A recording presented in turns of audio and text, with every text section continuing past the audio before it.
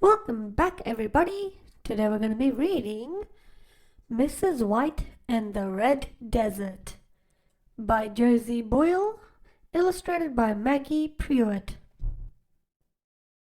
Mrs. White and the Red Desert.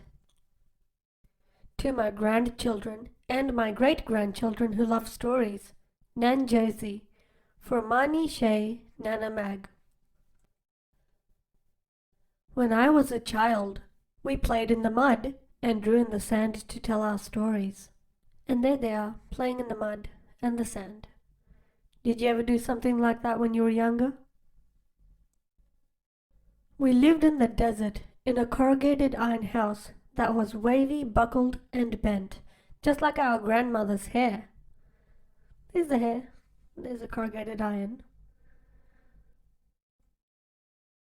Our houses were all higgledy-piggledy. Our gardens were higgledy-piggledy too. When you see this picture, how does it make you feel? Hot desert winds blew in through the rusty old nail holes and wooden shutters. There's the wind coming out through the nail holes and through the shutters. On full moon nights, the cold wind raced around the house, as if it was crying out for the moon to protect us. When it rained, the soft pitter-patter on the tin roof sang us to sleep like a lullaby. Every morning, we woke up to the sound of crows clattering on the roof. We pretended they wore hats and high heels and were dressed to go shopping in town. One special day, we cleaned our tin house because Mrs. White, our teacher, was coming to dinner. We had invited Mrs. White to our Red Desert home to show her why our homework was always grubby. Mrs. White, Friday coming, 5 p.m. for dinner. The table was set and the house looked lovely.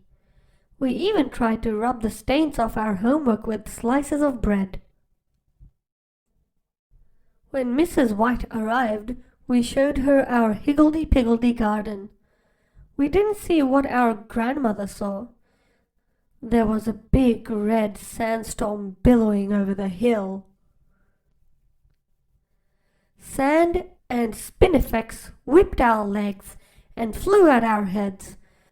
We tried to get Mrs. White out of the storm, but we could hardly see. Does anybody know what spinifex is? I'll give you a hint. It's on this page.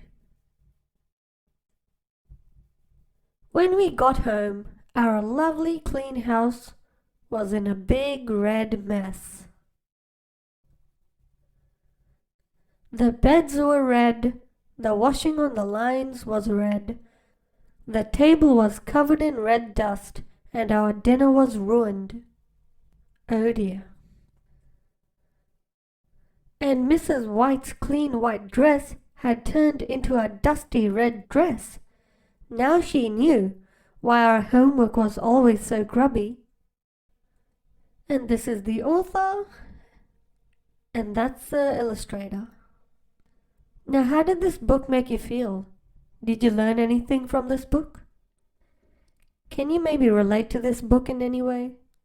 How's your life same or different to the ones in this book? Anyways, that's Mrs. White and the Red Desert. If you like this video, be sure to like and subscribe. Bye-bye.